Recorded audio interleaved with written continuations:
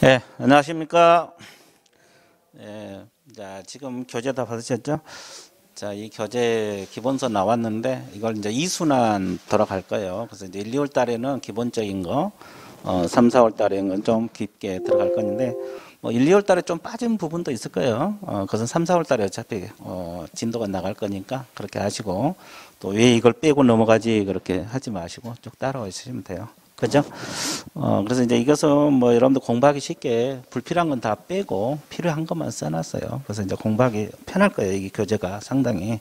근데 좀 글씨가 적기는 합니다. 그렇죠?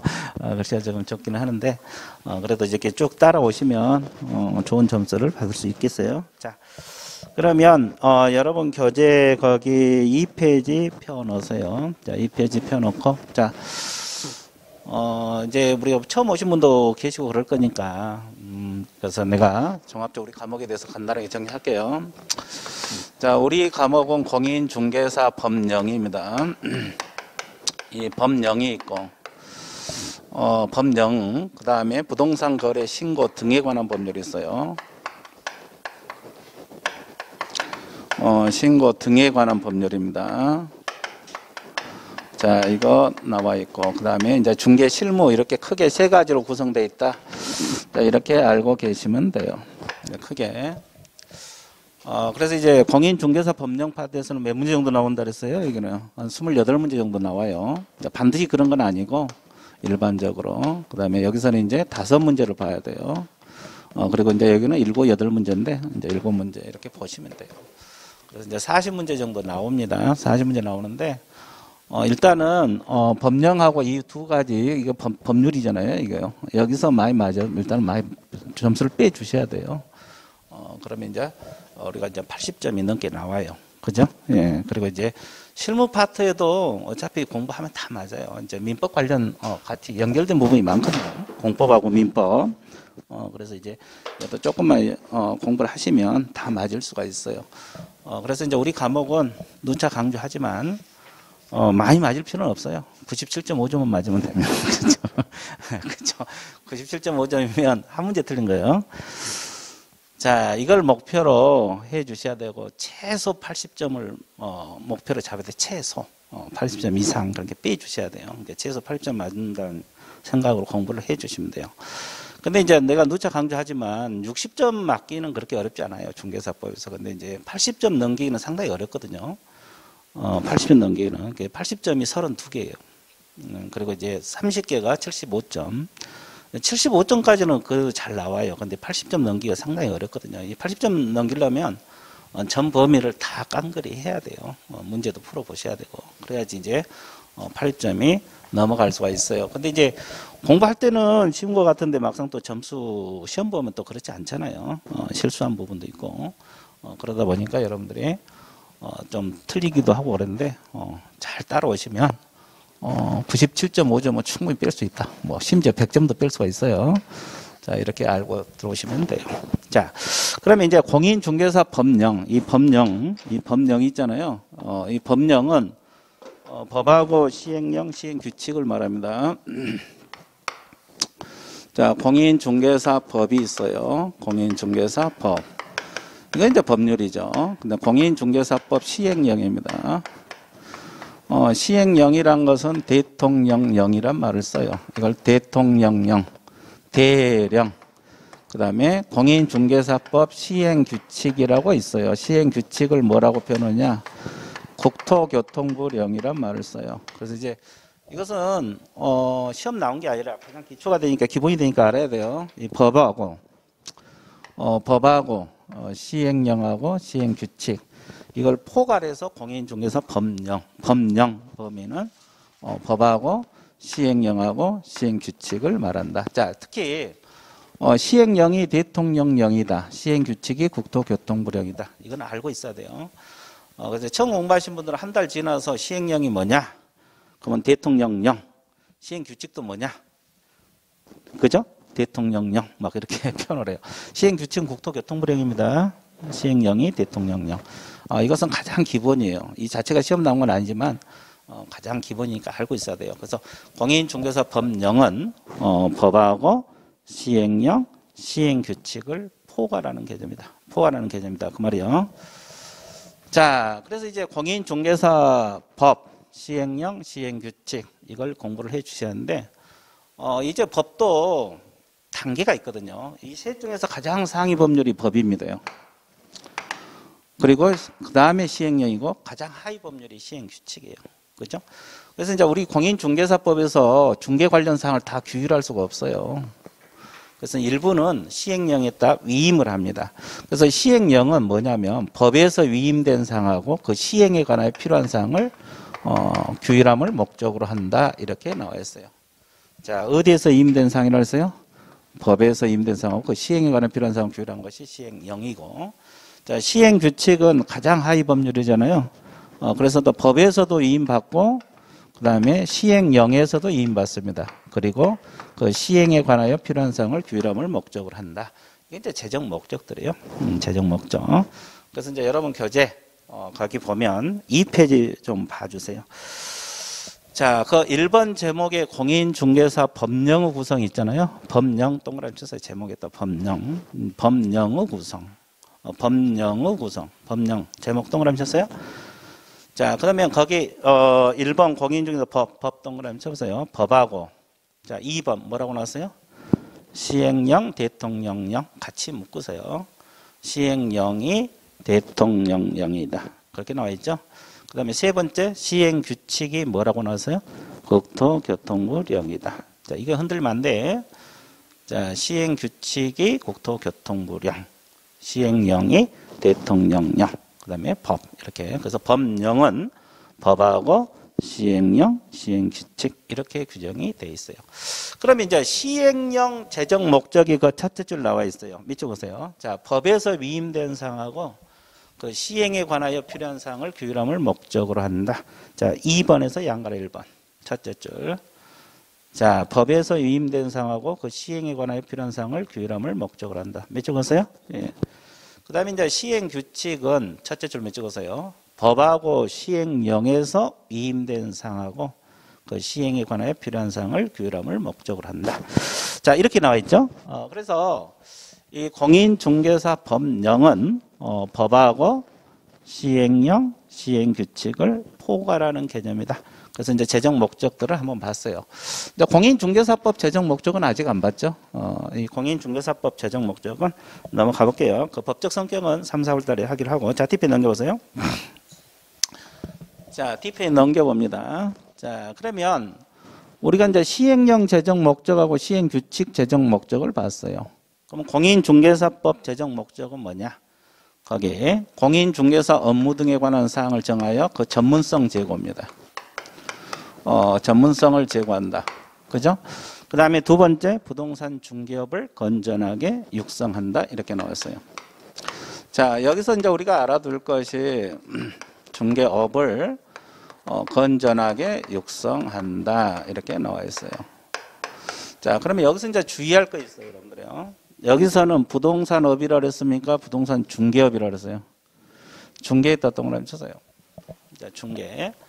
자, 시험에 부동산업을 건전하게 육성한다. 이렇게 지문 들어가면 틀려버려요. 중개란 것은 조금 이따 배우겠지만 물건을 소개해 준 거, 알선한 게 중개거든요. 부동산업하고 부동산 중개업의 개념은 달라요. 근데 이제 부동산업을 건전하게 육성한다. 비슷하잖아요. 그럼 맞다라면 틀려버려요. 이제 내가 짚어준 걸 잘 하셔야 돼요. 그 다음에 세 번째가 국민경제에 뭐 한다? 이바지. 국민경제에 이바지함을 목적으로 한다. 이렇게 나와 있어요. 자, 이것이 공인중개사법 재정 목적입니다. 그래서 이 재정 목적이 과거에는 시험에 자주 나왔어요. 근데 요즘은 좀 뜸합니다. 좀 뜸하지만은 일단은 세 가지 알아두셔야 돼요. 자, 그래서 이제 3번 재정 목적은 일단 별표 쳐넣으시고 공부를 하셔야 돼요. 자, 공인중개사 업무 등에 관한 사항을 정하여 그 전문성을 제고한다. 이게 첫 번째. 두 번째가 부동산업이 아니라 부동산 무슨 업? 중개업. 건전하게 육성. 세 번째가 국민경제 이바지. 이것이 이제 근극 목적이 되는 거죠. 국민경제 이바지가. 근극. 그래서 법의 재정 목적, 시행령 목적, 시행규칙, 재정 목적. 이 재정 목적에 대해서 공부를 다 해봤습니다. 별거 어려운 건 없죠? 자, 이거 반드시 기억을 해 주시면 돼요. 자, 근데 막상 또 문제 나오면 틀릴 수가 있어요. 그러니까 이거 반드시 기억을 해 주시면 돼요. 자, 그래서 이제, 우리 법이 어떻게 구성되어 있고, 재정 목적이 뭔가, 이제 공부를 해 봤어요. 자, 끝. 그 다음에 이제 두 번째 공부할 것이 뭐가 있어요? 자, 용어 정의가 나옵니다. 자, 어느 법을 공부하든지 용어가 나오잖아요. 일단 용어를 알고 들어가야지 또 공부를 하잖아요. 그래서 이제 우리 중개사법에서도 용어가 나옵니다. 이 용어가 시험도 자주 나와요. 근데 또 자주 틀리기도 하고. 이제 가장 기본적이면서 가장 자주 틀린 것이 용어입니다. 자, 용어 한번 봐드릴게요. 가장 먼저 나온 용어가 뭐가 나왔어요? 중개. 중개. 그 다음에 중개업을 먼저 할게요. 그 다음에 공인 중개사. 그 다음에 나온 용어가 뭡니까요? 개업 공인 중개사. 개업 공인 중개사가 있고, 그 다음에 나와 있는 것이 뭐가 있어요? 소속 공인 중개사가 나와 있어요. 그 다음에 나와 있는 것이 뭐가 있습니까? 중개 보조원이 나와 있습니다. 자, 용어는 이렇게 크게 이제 6가지 구분이 되죠. 그러면 우리가 개업공인 중개사를 줄여서 뭐라고 표현을 해요? 개공. 소속공인 중개사를 줄여서 서공 이렇게 표현을 합니다. 이제 줄여서 뭐 사람마다 뭐 표현하는 방법이 좀 다르긴 해요. 어떤 분은 개공사 이렇게 주장하시는 분도 있고, 네, 저는 개공이라고 할 거예요. 일반적으로 개공이라고 해요. 소속공인 중에서는 뭐라고 표현한다? 서고. 자, 그래서 이제 이 용어. 이 용어는 법 조문을 꼼꼼하게 공부를 해 주셔야 된다. 그래서 이제 용어가 쭉 나와 있어요. 자, 그러면 중개 개념, 여러분들이 밑에 의 있어요? 맨 밑에 중개의 있어요? 그러니까 읽어보세요. 뭐라 그랬어요?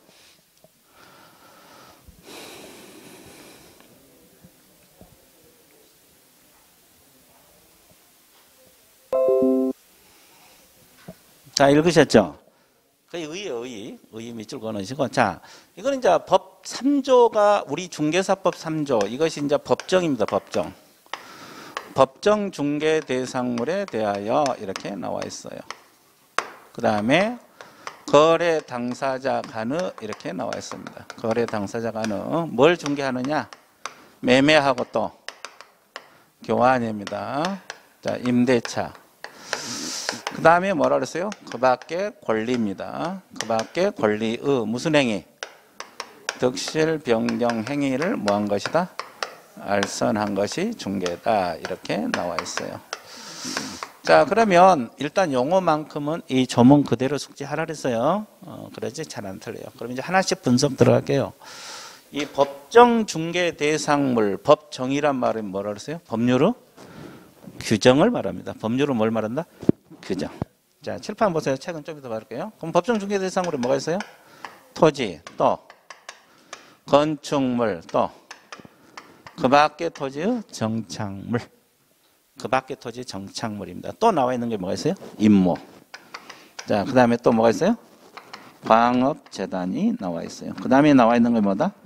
공장재단이 나와 있어요. 자, 그러면 위에 세 가지는 어디가 규정이 되어 있다고 했어요? 법. 자, 여기 세 가지는 시행령에 규정이 되어 있어요. 그럼 아까 시행령이 뭐라 그랬어요? 대통령령. 그래서 이 법정 중개 대상물은 그래서 아까 법하고 시행령, 시행규칙을 배운 거예요. 이 세 가지는 우리 공인중개사법에 규정되어 있고 밑에 세 가지는 어디가 들어있어요? 시행령에 들어있어요. 그래서 이 법정 중개 대상물을 법하고 시행령 같이 규정되어 있다는 거. 자, 이 법적 근거는 자주는 시험이 안 나오지만은 간혹가다 나올 수가 있어요. 그러면 이걸 중개한다 이 말이에요. 그럼 이 속에 자동차, 선박 들어있어요? 안 들어있어요? 그러면 자동차나 선박은 중개한다, 못한다? 못한다는 거지. 자, 그래서 이제 이것이 이 개업공인 중개사가 중개할 수 있는 물건들이다.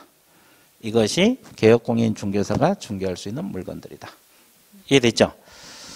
자, 그 다음에 여기서 거래 당사자는 누구를 말합니까요? 갑하고 을을 말합니다. 그럼 뭘 중개하느냐? 매매. 매매가 뭐예요? 물건을 사고 파는 거. 교환이라는 것은 물건을 바꾸는 거. 임대차라는 것은 유상으로 빌려주고 빌리는 걸 말합니다. 그러면 이 사람을 매매에서는 매도인이 될 것이고 여기는 뭐가 돼요? 매수인이 되고 그리고 교환 당사자 쌍방이 되고 그럼 여기는 임대인이 되는 거고 여기는 뭐가 돼요? 임차인이 되는 겁니다. 이게 거래 당사자예요. 이게 거래 당사자라고. 그럼 전세 같은 경우는 전세를 내준 사람은 뭐라고 표현을 해요? 거래 당사자? 전세권? 이 사람. 전세권 설정자. 전세권 설정자란 말을 쓰고 있어요. 그 다음에 전세 들어간 사람을 이분들이 다 거래 당사자라고. 자, 이 개업공인 중개사가 매매교환 임대차 이런 것을 중개할 수 있다. 알선한 게 중개다. 그래서 이제 거래 당사자라는 것은 매매 같으면 매도인하고 매수인, 교환은 교환 당사자 쌍방, 임대차는 임대인하고 임차인, 전세는 전세 내준 사람 뭐라 그래? 전세권 설정자, 들어간 사람을 전세권자. 됐어요? 자, 이걸 알선할 수가 있고 그 다음에 그 밖의 권리도 알선할 수 있어요. 그럼 그 밖의 권리가 뭐예요? 응? 그 밖의 권리란 말은 민법상 권리입니다. 그럼 이제 민법상 모든 권리를 중개하는 게 아니라 중개할 수 있는 것도 있고 없는 것도 있어요. 그럼 이제 중개할 수 있는 권리가 뭐고 없는 권리가 뭐냐? 이걸 공부해야 돼, 안 해야 돼? 해야 됩니다. 그렇죠? 이제 뭐 여기 계신 분들은 뭐 관계 없겠지만 처음 오신 분들은 또 그 권리들을 잘 모를 수가 있잖아요. 일단 들어보세요. 자, 소유권 중개 대상이 돼요. 그리고 이제 지상권하고 지역권하고 전세권을 중개할 수가 있어요. 이걸 이제 용익물권이라는 말을 써요. 자, 사용 수익할 수 있는 물건들을 용익물권이라는 말을 써요. 자, 그러면 저당권도 중개 대상이 됩니다. 자, 저당권은 용익물권이요, 담보물권이요. 담보물권. 자, 물건 잡고 돈 빌려 쓰는 거지. 자, 그러면 여기서 득이란 게 뭐냐면 발생 또는 설정 이렇게 표현을 해요. 실이란 말은 소멸을 말하고 변경이란 말은 변경 또는 이전을 말합니다. 자, 그죠? 근데 이제 소멸은 신경 안 써도 돼요. 이것은 뭐 소멸은 신경 안 써도 되고. 그래서 이제 이 세 가지 있잖아요. 지상지역 전세권은 설정 이전 다 중개가 가능해요. 아, 그러면 나는 처음 와서 지상권이 잘 모르겠다. 그냥 들어봐요. 어차피 이거 한 바퀴 돌면 다 알게 돼요. 다른 과목에서 다 배우니까. 어떻게 설정을 중개하고 이전을 중개할 수 있느냐. 하나 예를 들어 드릴게요. 원리는 다 똑같아요. 그래서 세 가지 다 원리는 똑같고.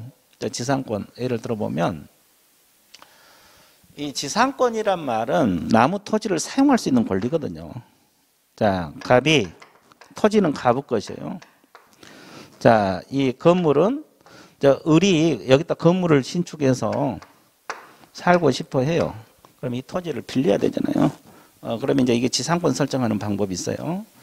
그러면 이 가부 토지에다 집을 지으려면 일단은 장기적으로 빌려 써야 되잖아요. 그래서 이제 A 개업공인중개사에게 찾아가고 여기서 집 짓고 살고 싶은데 이 지상권 설정을 좀 소개 좀 해주세요. 그러면 개공이 갑하고 을 사이에 끼어가지고 지상권 설정 행위를 중개해 줄 수가 있어요. 지상권 설정. 이해됐어요? 그리고 이제 지상권 설정 계약서를 쓰는 거지. 그리고 보수를 받는 거예요. 이게 지상권 설정. 이해됐어요? 예. 자, 그러면 이렇게 해서 이제 설정 행위를 중개할 수 있다는 거지. 그럼 지상권 이전은 어떻게 중개해요? 지상권 설정, 지상권 이전, 지역권 설정, 이거 다 중개할 수 있잖아요. 그럼 이전이라는 것은 예를 들어서 을이 이제 건물 지으려고 이 토지를 지상권 설정해 놨거든요. 근데 아직 건물을 신축을 안 했어요. 근데 이제 병이 이 토지에 욕심을 낸 거지. 병이, 자, 내가 저 토지에다가 집을 짓고 살고 싶다. 그러면 이 지상권은 이미 을이 설정해 놓은 거잖아요. 그러면 지상권 이전을 받아야 돼요. 지상권 뭘 받아야 돼? 이전. 그러면 개업공인중개사가 을하고 병 사이에 끼어서 지상권 이전 계약서를 쓰고 보수를 받을 수가 있는 거지. 자, 이런 형식으로 설정 이전이 가능해요. 그러니까 권리 자체도 중개가 가능하다는 거지. 권리 자체를. 그래서 이제 이 세 가지는 설정 이전 다 중개를 할 수가 있다. 자, 세 가지는 설정 이전 다 중개를 할 수가 있다. 자, 감이 오고 있습니까? 와, 저 너무 심각하네. 가볍게 봐주세요. 그 다음에 저당권도 마찬가지. 이건 이제 판례에서 설정 이전 다 중개할 수 있다 그랬어요. 근데 이제 담보물권 중에서 뭐가 있는 거예요? 유치권하고 질권이 있잖아요. 자, 유치권은 동산, 부동산 다 인정이 되는데 이 부동산 유치권은 설정은 안 됩니다. 왜 설정은 안 되겠어요? 자, 이 유치권 설정은 유치권은 법정 담보물권이거든요. 법률로 규정해서 유치권이 설정돼요. 그러니까 개공이 끼어들 수가 없어요. 그래서 앞으로 우리가 이제 법정이라는 단어가 들어가잖아요. 그럼 무조건 중개가 안 되는 거예요. 설정은 안 돼. 근데 이제 판례에서 이전은 가능하다고 했어요. 그러면 결론적으로는 뭐냐면 유치권은 설정은 안 되고 어떤 것만 가능하다? 이전만 가능해요. 그러면 출제자가 유치권이 중개 대상이 되는 권리냐 이렇게 단도직입적으로 물어봤을 때는 유치권은 된다고 이야기해 줘야 돼요? 안 된다고 이야기해 줘야 돼요? 된다고 이야기해 줍니다. 일부가 되는 것은 되는 겁니다. 일부가 되는 건 되는 거예요. 자, 출제자가 구체적으로 설정 이전 물어봤을 때는 설정은 안 되고 무엇은 된다? 이전. 근데 유치권이 되냐 이렇게 물어봤을 때는 되는 거예요. 중개 대상이 되는 권리라고. 일부가 되는 것은 되는 것이다. 이렇게 공부를 해 주시면 되겠어요. 자, 그 다음에 좋았어요. 자, 질권은 안 됩니다. 왜 안 되겠어요, 이거요? 질권은 이제 동산에 인정되는 권리이기 때문에 이제 개공이 취급하는 것은 부동산이에요, 동산이에요? 부동산. 그래서 이제 이게 중개 안 돼요. 이것은 약정 담보이기 때문에 소개해 줄 수도 있어요. 근데 이것은 동산에 인정되기 때문에 안 되고. 이제 저당은 돼요. 판례에서 설정 이전 다 됩니다. 이건 부동산에 어차피 인정되는 권리고. 그래서 이제 이것은 설정 이전 다 됩니다. 저당은. 자, 그래서 결론적으로 뭐냐면,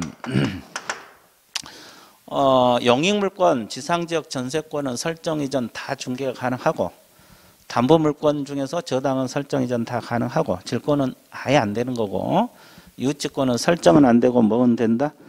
이전이 되는 겁니다.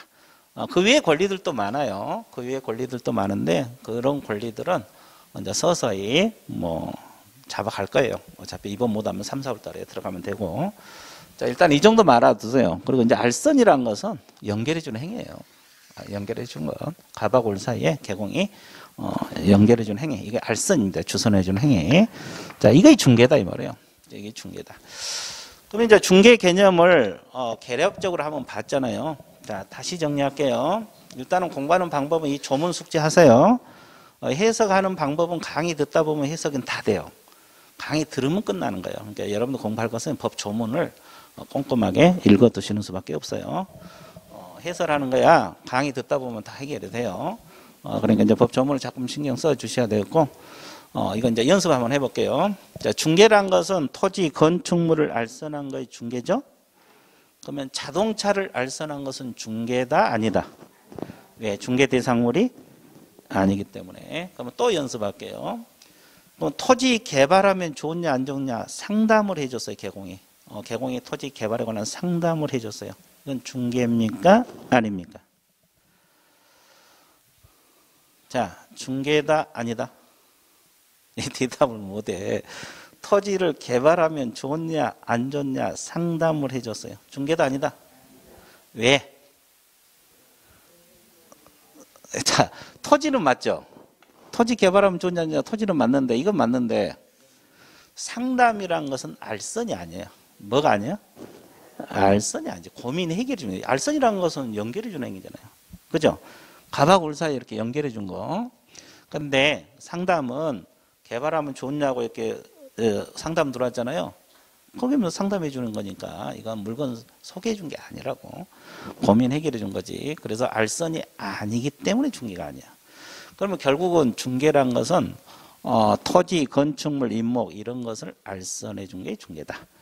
그래서 자동차는 이 물건이 아니기 때문에 중개가 안 된다는 거고, 상담 같은 경우는 알선이 아니기 때문에 중개가 아니에요. 이해됐어요? 그러면 다시 연습할 거예요. 지상권 설정 행위를 알선한 것은 중개다, 아니다? 중개죠. 그죠? 그죠? 그죠? 그러면 유치권 설정 행위를 알선하는 건 중개 아니야? 아니에요. 왜? 유치권 설정은 안 된다 그랬죠? 뭔만 돼? 이점만. 그래서 이제 이렇게 공부를 하시면 돼요. 그래서 이제 이 중개 개념을 여러분들이 알아두시면 돼요.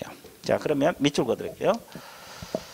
자, 오른쪽 양가로 1번 법정 중개 대상물 첫째 줄 후단부터 밑줄 그어서 토지, 건축물, 그 밖의 토지의 정착물, 임목, 광업재단, 공장재단을 말한다. 자, 이것을 알선한 게 중개다. 자, 이렇게 쭉 나와 있죠. 법정 중개 대상물이 뭔지 알아둬야 되고. 그 다음에 거래 당사자란 것은 첫째 줄 후단 두 번째 줄. 자, 매매 같으면은 누가 거래 당사를 했어요? 매도인하고 임대차 같으면 임대인하고 임차인을 말한다. 거기만 밑줄 그어놓으시고. 자, 양가로 3번에 득실 변경해서 그 중개 대상인 권리 있잖아요. 두 번째 줄 밑줄 그었어요. 소유권, 임차권 동그라미 치시고 그 외에 영유물권에서 지상지역 전세권은 중개할 수 있다 그랬죠? 밑줄 그으시고 담보물권에서 저당권은 된다고 나와 있죠? 유치권도 된다고 나와 있어 안 나와 있어? 왜? 이전이 되니까. 내가 뭐라 했어 아까? 일부가 되는 것은 된다고 했어요 안 된다고 했어? 근데 질권은 없잖아요 거기가. 왜? 안 되니까. 안 되니까 없는 거예요. 그 이외에 이제 뭐 가등기 담보 법정지상권 법정 이거 판매권은 일부가 되는 거예요. 그래서 되는 거예요. 일부가 돼. 그건 나중에 설명할게요. 그리고 이제 동그라미 2번의 권리의 득실 변경 행위, 발생 변경 소멸 밑줄 그으세요. 이제 발생은 설정하고 같은 개념이고 변경, 이전 같은 개념이고 소멸 그렇습니다. 자, 그래서 그 두 번째 줄 후단에 보면은 채권 행위를 해서 매매교환 임대차 밑줄 그으세요. 매매교환 임대차는 당연히 중개할 수 있는 거고. 자, 물권 행위 중에서 지상권, 지역권, 전세는 설정 이전 동으로 설정 이전 다 되는 거고. 유치권하고 법정 지상권 같은 것은 뭔만 가능하다 그랬어요? 이전만. 그럼 설정이란 단어가 있어 없어? 없잖아요. 없어. 이전 동으로. 이전만 가능해요. 근데 일부가 되는 건 되는 거고. 자, 알선. 알선은 두 번째 줄. 거래조건 흥정, 교섭, 조정해준 일체의 행위. 자, 그래서 도와주는 일체의 행위다. 알선 개념이 나와 있어요. 자, 그래서 우리가 법정 중개 대상물, 중개 개념을 공부를 해봤습니까? 안 해봤어요?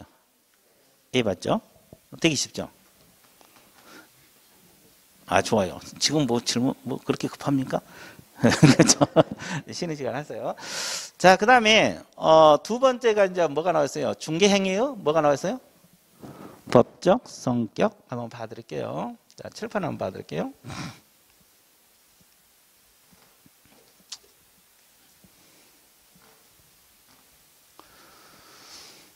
자, 중개 행위는 우리가 지금 방금 배울 때 중개가 뭐라 그랬어요? 둘 간의 행위를 뭐 해주는 거? 알선해 준 게 중개 행위라 그랬잖아요.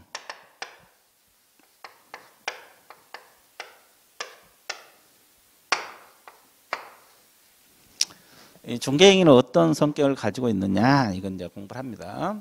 자, 그럼 이제 자, 일단 이것부터 지금 이 중개 행위란 것은 계약이 아니죠. 계약하도록 연결해 준 게죠. 그러면 갑하고 을하고 이렇게 맺는 계약을 우리가 무슨 계약이라고 했어요? 거래계약. 또 중개계약 그러면 안 돼요. 이건 거래계약. 자, 매매계약도 거래계약, 임대차계약도 거래계약. 이제 이걸 거래계약이란 말을 쓰고 있는 거고. 자, 그러면 이 거래계약은 법률행위입니다. 의사표시를 요소로 하는 법률행위고, 법률행위입니다. 근데 이 중개행위는 알선, 주선해 준 거잖아요. 그래서 의사표시를 요소하지 않는 사실행위다. 자, 그 다음에 또 하나. 자, 중개행위는 사실행위, 법률행위 아니에요. 그럼 이제 제대로 이해했나 확인 들어가 볼게요. 자, 이렇게 맺는 계약을 우리가 무슨 계약이라고 했어요? 이 사람이 개공차에서 중개해 주세요. 이렇게. 그러면 개공이 알았다. 이렇게 맺는 계약을 무슨 계약? 중개계약. 이걸 중개계약이라 그래요. 그러면 이 중개계약은 법률행위로 봐야 돼요? 사실행위로 봐야 돼요? 네, 그런 게 틀리다 이 말이에요. 바로 내가 확인 들어가는 게 그 바로 틀려불잖아요. 그죠? 법률행위지. 왜? 계약이니까. 중개해주세요. 의사표시. 중개해주겠다. 의사표시. 의사표시 합치가 계약 아닙니까? 예. 그래서 이 중개계약도 법률행위, 거래계약도 법률행위. 왜? 계약이니까. 법률행위, 사실행위는 그냥 들어보세요. 어차피 한 바퀴 돌면 다 알게 돼 있어요. 민법에서 다 배우잖아요. 자, 의사표시를 필수 불가결 요소라는 법률 요건이 법률행위거든요. 그래서 이제 계약은 전부 다 법률행위입니다. 중개계약이 됐건 거래계약이 됐건. 거래계약은 매매계약, 임대차계약 이런 걸 통틀어서 거래계약이라 해요. 자, 처음 하신 분들 매매계약, 임대차계약 이런 걸 통틀어서 거래계약 이렇게 의뢰인하고 개업공인중개사 즉 중개업소 간에 맺는 계약을 무슨 계약? 중개계약. 이제 여러분들 다 아시겠지만 처음 하신 분들 위해서 내가 이야기한 거예요. 자, 이것이 이제 알아둘 내용이에요. 그러면 이 계약은 다 법률행위들이거든요. 근데 이 중개행위는 계약이 아니잖아요. 계약하도록 도와주는 거지. 그래서 이제 사실행위고 또 하나 둘이 법률을 행위하도록 사전에 도와준다 그래서 사전적, 보존적 준비행위다 이렇게요.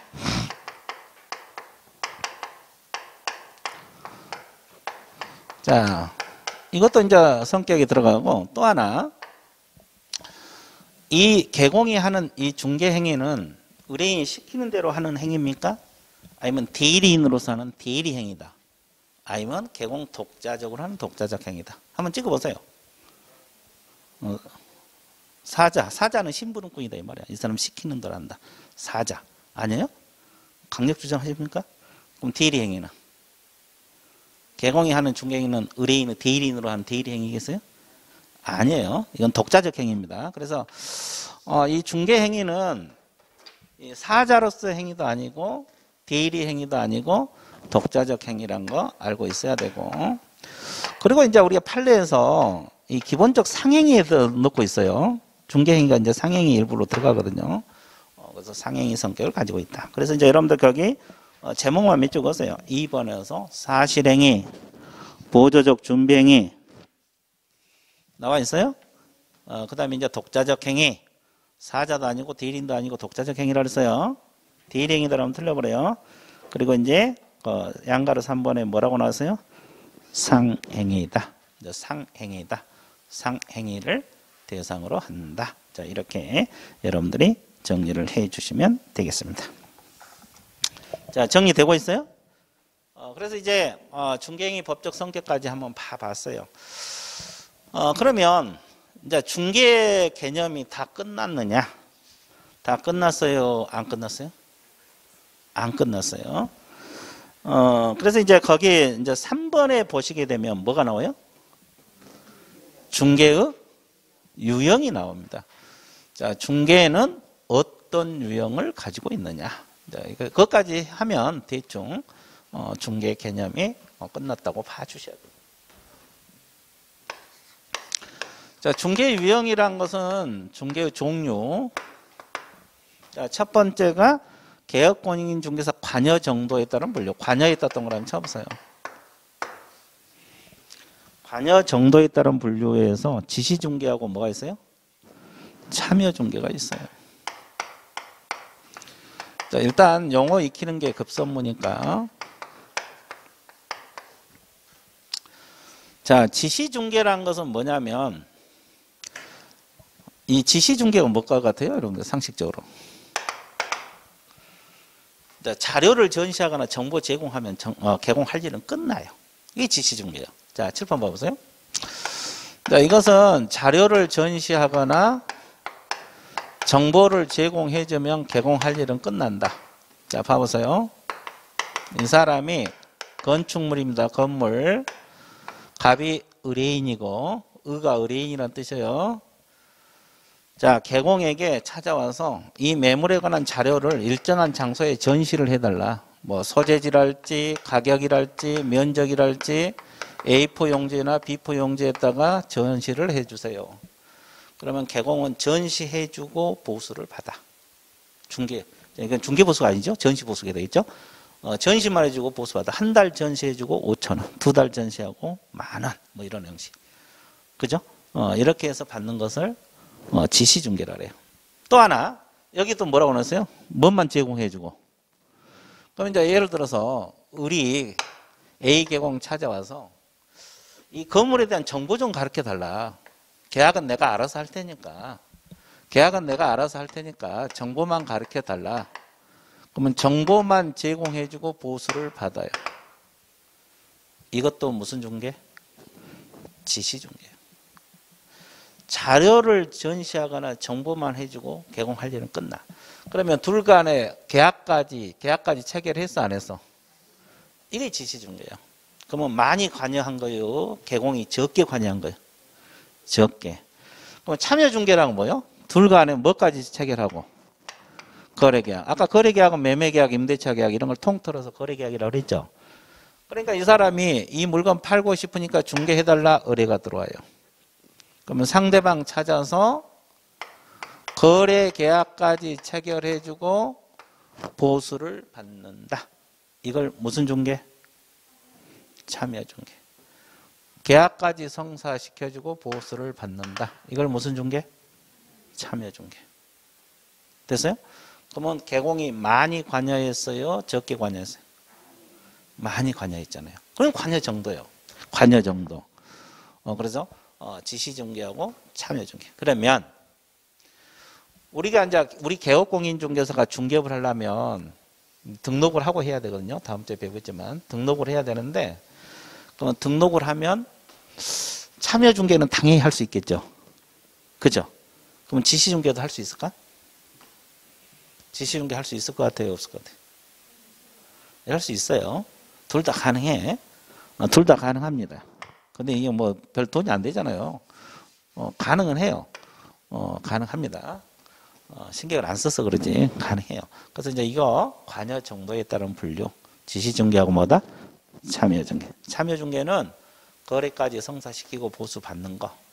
그리고 지시중개는 자료만 전시하거나 정보만 제공해주고 개공할 일이 끝나는 거. 그러죠? 그래서 관여가 많이 된 것이 참여중개다. 처음 공부하신 분들은 이 단어 이 단어 익히기도 힘들어요. 이게 들을 때는 알겠지만 며칠 지나면 또 단어가 싹 잊어먹잖아요. 그러니까 이렇게 반복하는 수밖에 없어. 방법이 없어요. 자, 그래서 그거 지시중개하고 참여중개. 자, 그 다음에 두 번째로 나온 게, 자, 중개행위 대상별 동그라미 쳐서요. 중개행위 대상별 분류가 상사중개하고 민사중개가 있어요.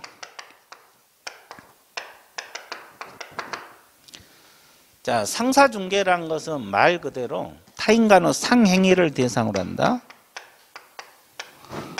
상행위. 자, 이것은 거래 당사자 둘 중 하나가 상인이든 또는 둘 다 상인이어야 돼요.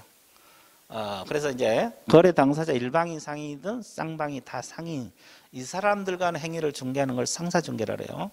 그리고 이제 민사중개는 상행위 외의 행위입니다. 자, 상행위 외의 행위. 그러니까 쉽게 말해서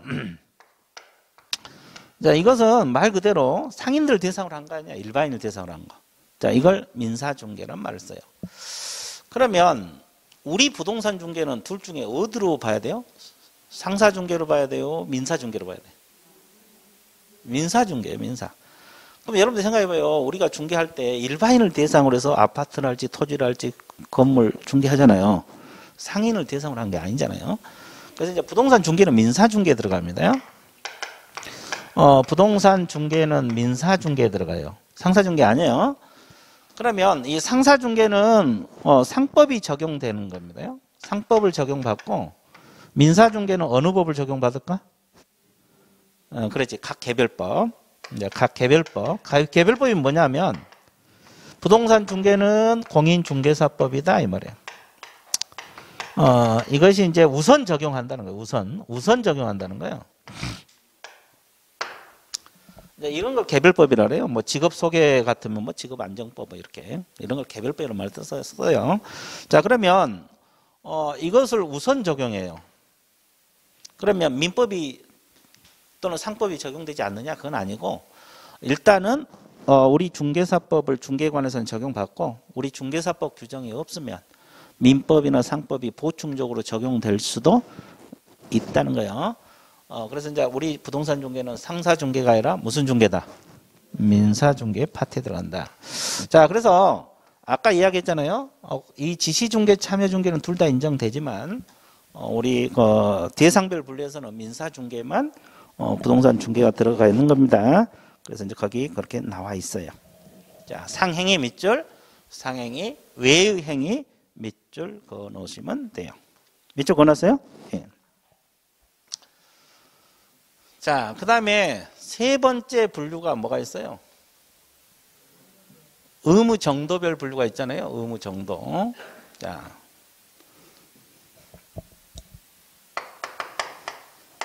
의무 동그라미인데 이게 핵심이거든요. 의무. 의무가 있느냐 없느냐 근데 일방적하고 쌍방적 중개가 있어요. 일방적 중개하고 쌍방적 중개가 있다고. 자, 적에다 동그라미 쳐놨어요. 일방 중개하고 또 틀려요. 일방 적에다 동그라미 쳐놓으세요. 자, 의무 정도. 자, 일방적 중개란 건 뭐냐면, 자, 갑이 예를 들어 자기 소유 물건을 중개해달라고 의뢰가 들어오잖아요. 그러면 개공이 적극적으로 중개할 의무가 있는 것이, 의뢰가 들어왔을 때 개공이 적극적으로 중개할 의무가 있는 것이 일방적이요, 없는 것이 일방적이요. 의무가 없는 것이 일방적입니다. 의무가 없는 것이 일방적이고, 자, 이 쌍방이란 말은 의뢰가 들어올 때 적극적으로 중개할 의무가 있는 것이 쌍방적 중개라고 해요. 그래서 의무 정도예요. 그래서 이제 이 적극적 의무가 없는 것이 뭐다? 일방적. 의무가 있는 것이 뭐다? 쌍방적. 간단히 공부하는 방법은 그거예요. 그리고 이제 거래가 성사되면 의뢰인은 보수 지급 의무가 있어 없어? 있어요. 자, 이렇게 서로 의무를 진다 해서요. 쌍방적이에요. 그러면 이제 잘 봐보세요. 일방적 중개 가장 대표적인 것이 일반 중개 계약입니다. 자, 쌍방적 중개 가장 대표인 것이 전속 중개 계약입니다. 독점도 마찬가지예요. 자, 이것은 어차피 여러분들 다 아시겠지만 처음 하신 분들은 어차피 이제 이따 나중에 배우고 갈 겁니다. 일반 중개 계약, 전속 중개 배울 거예요. 그래서 이제 일단은 그렇게 알아두세요. 그래서 이제 한 바퀴가 그래서 중요하다. 자, 적극적으로 중개할 의무가 없는 것이 뭐다? 일방적. 의무가 있는 것이 쌍방적. 이렇게 의무 정도에 따른 분류. 이렇게. 그 다음에 양가로 4번 중개되는 소재별, 소재 동그라미. 자, 소재별 분류가 뭐냐? 물건은 소재입니다. 중개 대상 무르 소재라 그랬잖아요. 어디에 물건이 소재하느냐? 국내 중개하고 국제 중개로 나눠져요. 자, 이 국내 중개라는 것은 말 그대로 우리나라에 있는 물건만 중개한다 이 말이에요. 그죠? 자, 국제 중개는 국내에 있는 물건뿐만 아니라 외국에 있는 물건까지 중개할 수 있다 이런 뜻이에요. 이해됐어요? 자, 그러면 우리 중개사법 중개는 일방적, 쌍방적 둘 다 인정이 되고 있거든요. 이것도 인정이 되는데, 그러면 이 우리나라에서 인정되는 국내 국제 분류할 때는 어디에 인정돼요? 국내 중개만 들어갑니다. 국제 중개는 안 들어가요. 자, 여러분들 이제 공부해 보신 분들은 알겠지만, 중개 대상물, 즉 업무 지역 범위는 전국이라고 배웠을 거예요. 한 바퀴 도신 분들은. 자, 우리가 물건을 중개할 수 있는 범위는 전국에 있는 물건을 다 중개할 수 있다. 이렇게 표현을 배웠죠. 외국에 있는 물건까지 중개한다는 말은 한 번도 못 들어봤죠. 그래서 우리 부동산 중개는 국내 중개에 한정이 됩니다. 국내 중개 한정돼요. 국제 중개는 아니에요. 자, 이래서 개념 알아두시면 되겠고. 그 다음에 오른쪽 법적 근거에 따른 분류. 여기는 판사 안 할 테니까 그냥 책을 보세요. 법적 근거에 따른 분류가 공인중개하고 사중개가 있어요. 법적 근거 동그라미. 공인중개하고 뭐다? 사중개. 공인중개는 어떤 법률이나 제도에 근거해서 이루어지는 중개 형태다. 사중개는 법과 제도에 근거하지 않은 자연인의 일반적 부동산 활동 인원으로 행해지는 중개 행위다. 이렇게 써있죠.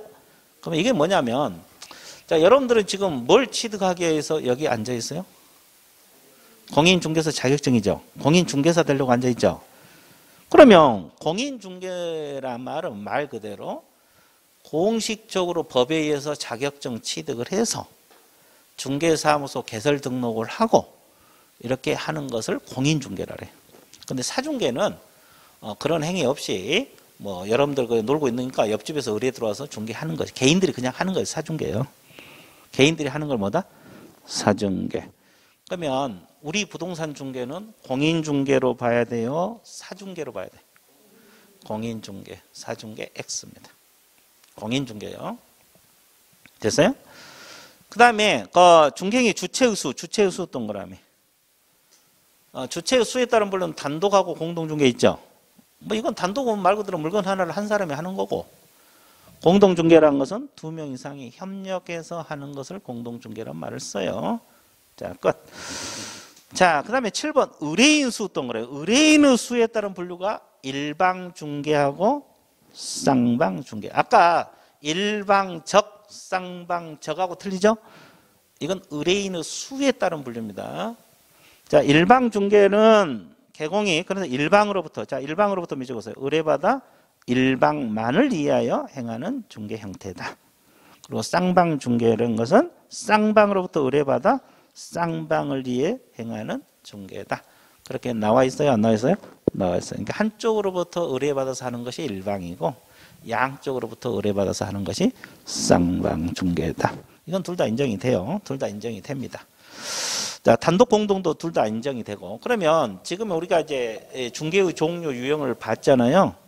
그러면 우리 중개사법상 인정되지 않는 것이 뭐만 있어요? 상사, 또 국제, 또 그다음에 뭐요? 이 세 가지만 인정이 되지 않아요. 나머지는 다 인정이 됩니다. 자, 거기 지시 참여 다 되고, 일방적, 쌍방적 다 되고, 단독, 공동 다 되고, 그죠? 그 다음에 일방, 쌍방 다 돼요. 근데 안 되는 것이 상사중개, 국제중개, 사중개가 우리 중개사법상 중개 유형은 아니다. 이렇게 정리를 해 놓으시면 되겠습니다. 이해되셨죠? 이해됐어, 안 됐어? 되게 쉽죠? 좋아요. 자, 중개 종류 끝났고, 그 다음에 이제 밑에 도표, 이런 것은 이제 3, 4월 달에, 중개와 구별 개념 같은 경우는 3, 4월 달에 서서히 보충 내용이잖아요. 3, 4월 달에 서서히 할 겁니다. 자, 그 다음에, D페이지 넘겨보세요. 이제 중개는 이 정도 끝낼 거예요. 그 다음에 이제 D페이지 공인중개사란 개념이 있어요. 공인중개사란 것은, 자, 어느 법에 의해서? 공인중개사법 동그라미, 2법 동그라미, 그리고 이제 2법 동그라미, 자격을 뭐한 자? 취득한 자 동그라미. 거기만 동그라미 쳐놓으면 돼요. 크게 공부할 건 없고, 공인중개사법에 의해서 자격을 취득한 자입니다. 공인중개사법에 의해서 자격을 뭐한 자? 취득한 자 그랬어요. 공인중개사법에 의해서 자격을 취득한 자. 그러면 애국법에 의해서 자격을 취득한 자 그러면 맞아 틀려? 틀려버려요. 애국법 그러면 틀려버리고, 또 취득하여 중개업을 영위하는 자 그러면 틀려버려요. 취득한 자입니다. 여기서 한 글자라도 더 들어가면 틀려버려요. 그거 두 가지만 주의해 주면 돼요. 애국법이 아니라 공인중개사법. 취득하여 영위한 자가 아니라 취득한 자. 그러면 자격 취득해가지고 놀고 있어도 뭐가 돼요?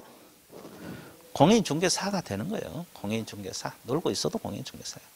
여기까지 이해되셨어요? 그 두 가지만 주의하면 절대 안 틀려요. 구별 개념은 뭐 어차피 배워나갈 거니까. 그 다음에 이제 세 번째 용어, 중개업. 첫째 줄 읽어보세요. 의. 뭐라고 그랬어요? 중개업이란 것은 다른 사람의 뭐에 의해서 의뢰입니다. 일정한 뭘 받고? 보수를 받고 그랬습니다. 보수를 받고. 그 다음에 세 번째가 뭘 업으로 한다? 중개를 업으로 한다. 몇 가지가 충족돼야 돼요? 세 가지. 그래서 성립 요건에 그 분석을 해놨어요. 그래서 이제 하나씩 분석할 건데 칠판 봐보세요. 이건 중개업은 특히 공식처럼 공부를 하셔야 돼요. 다른 것도 그러지만 공식처럼 공부를 하셔야 돼요. 자, 그러면 다른 사람은 누구를 말한다 그랬어요? 다른 사람, 의뢰인을 말합니다. 의뢰인. 자, 칠판 봐보세요. 이 사람이 건축 하나를 가지고 있는데 이게 의뢰인이에요. 의자가 의뢰인이라는 뜻이에요. 자, A라는 개업공인 중개사에게 물건 중개해달라고 의뢰가 들어와요. 자, 의뢰가 들어와야 돼요. 중개업이 되려면. 의뢰가 안 들어오면 안 되고. 그죠? 그러면 둘이 중개해주겠다 그러면 맺는 계약을 아까 무슨 계약? 중개계약. 중개계약이라고 했어요. 일단 의뢰가 들어요. 그럼 의뢰인은, 범인은 보통 어떤 사람이 의뢰해요? 대부분 건물? 소유자가 의뢰를 할 거 아니에요. 자기 물건 팔아달라고. 대부분 소유자가 의뢰인이에요. 근데 간혹 가다가 소유자는 따로 있고 대리인이 병이 진짜 건물 소유자라고 가정을 해봐요. 갑이 병의 대리인 자격으로 물건을 팔려고 의뢰 들어올 수도 있어 없어? 있어요. 대리인. 또 위인 같은 경우는 수임인이 있어요. 이게 의뢰인 범위예요.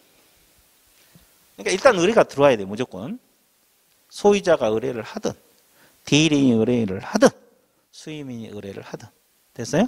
예. 자, 그러면 일정한 보수를 받아야 돼요. 여기서 보수가 뭘 말해요? 중개보수. 중개보수. 보수를 받아야 돼요. 그러면 우리가 개공이 친척이나 아는 사람 보수를 안 받고 이렇게 무료로 중개해 줄 수도 있어 없어? 있죠. 그러면 중개업의 개념에 들어가느냐? 이 문제가 제기되잖아요. 무료 중개하면 중개업 개념에 들어간다 안 들어간다? 안 들어가요. 보수를 안 받았으니까. 보수를 받았어 안 받았어? 안 받았으니까. 근데 중개 개념은 돼요 안 돼요? 중개는 아까 우리가 배울 때 알선만 하면 중개라 그랬어요. 물건을 알선. 보수 받는단 말이 없었잖아요. 그래서 결국 보수를 받든 안 받든 다 중개가 되는 거예요. 근데 중개업은 안 됩니다. 중개업이 되려면 반드시 뭘 받아야 돼? 보수를 받아야 돼. 자, 그러면 이건 중개업 개념에 들어가는 거 보세요. 개공이 거래 계약까지 끝내주고 나서 중개 보수를 달라고 요구만 했어요. 요구만 하면 중개업의 개념에 들어간다 안 들어간다? 중개업의 개념에 들어가 안 들어가? 자, 갑자기 목소리 줄어드네. 다시 거래 성사 시켜주고 나서 보수 달라고 했어요. 달라고 하겠죠? 그러면 중개업 개념에 들어간다 안 들어간다? 안 들어가. 왜? 안 받았으니까. 안 받았으니까. 그러면 거래 계약 끝내주고 보수를 주고받기로 약속을 했어요. 그러면 이건 중개업 개념에 들어가 안 들어가? 이것도 받았어 안 받았어? 안 받았어요. 그러면 결론적으로는 중개업이 되려면 보수를 확정적으로 받아야 돼요? 안 받아야 돼요? 받아야 된다. 받아야 된다. 이게 받고 이게 핵심이에요. 그 다음에 세 번째, 뭘 업으로 해야지 중개업이 된다 그러세요? 중개를 업으로 해야 돼. 그럼 일단 중개 동그라미. 제목에서 중개. 그러니까 중개를 업으로 한다. 중개 동그라미 써요. 그럼 중개를 아까 우리가 배웠어? 안 배웠어요? 배웠죠. 물건을 알선한 게 중개죠. 중개를 업이에요? 중개업이에요? 그러면 상담은 아까 중개라 그랬어요? 아니라 그랬어요? 그러면 상담을 업으로 하면 중개업이에요? 아니에요? 아니지. 상담업이에요. 그건 상담업이에요. 중개를 업으로 해야지 중개업이요. 그러니까 상담을 업으로 하면은 상담업이지 중개업이 아니에요. 그러면 자동차 알선을 업으로 했다. 중개업 개념에 들어가 안 들어가? 왜? 자동차는 중개 대상물이 아니니까 그 말이에요. 그죠? 그럼 분양 대행을 업으로 했다. 주택 상가 분양 대행을 업으로 했다. 중개업이 아니에요.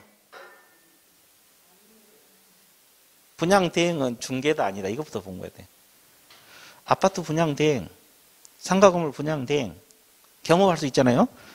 이 분양 대행은 중개다 아니다. 아니에요. 아이 물건 알선한 게 아니잖아요. 경업은 다 중개가 아니에요. 그러면 분양 대행을 계속하면 중개업이 아니라 분양 대행업이에요. 됐어요? 그건 다 중개가 아니에요. 그러니까 이 중요한 것은 중개를 업으로 해야지 중개업이다. 뭘 업으로 해야지? 뭘 업으로 해야지? 중개를 업으로 해야지 중개업이다. 개념 잡았어요? 그럼 하나 더. 근데 여기서 중요한 것이 어부 개념이잖아요. 이쪽이 업이 되는 경우고 이쪽이 업이 안 되는 거예요. 그럼 업이 되려면은 누구를 대상으로 해야 되느냐? 불특정 다수인을 대상으로 해야 돼요. 그러면 특정인을 대상으로 하면 업이 아니에요.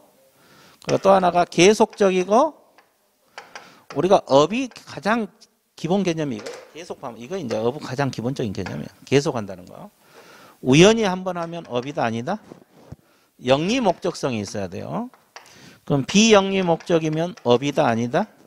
아니다. 그래서 업이 되려면 여기도 세 가지가 충족이 돼야 돼요. 자, 첫 번째가 불특정 다수인을 대상으로 한다는 말. 또 하나가 계속적이고 반복적으로 해야 된다는 거. 또 하나가 영리 목적이 있어야 된다는 거. 이해됐어요? 자, 이쪽도 세 가지. 이해됐어요? 자, 그러면 자, 이걸 알아두셔야 돼요. 업이 되려면 불특정 다수인을 대상으로 한다. 계속적이었다. 영리 목적성이었다. 이게 다 충족이 돼야 돼요. 그러면 연습할게요. 이 불특정 다수인이라는 뜻은 특정되지 않는 다수 사람을 말하잖아요. 특정인이란 말, 특정된 사람을 말하는데 연습.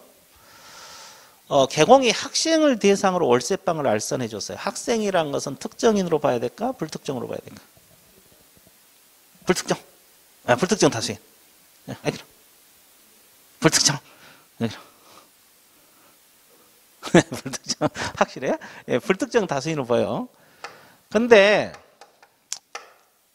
학생 그러면 불특정으로 봐야 되고 건국대학교 부동산학과 학생 그러면 특정인으로 봐야 돼요.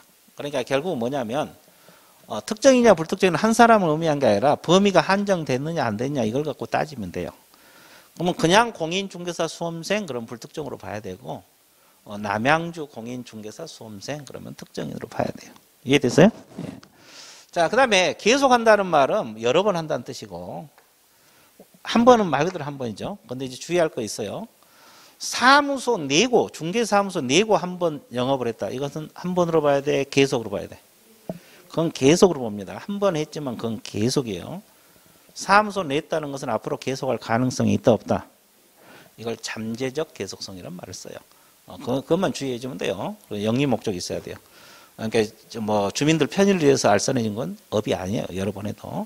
그래서 이제 이거 개념을 알아두시면 돼요. 자, 일단은 이제 여기까지 하고 밑줄은 쉬었다가 긋도록 할게요. 밑줄은 쉬었다가 긋도록 하고 좀 휴식 갖고 진행할게요.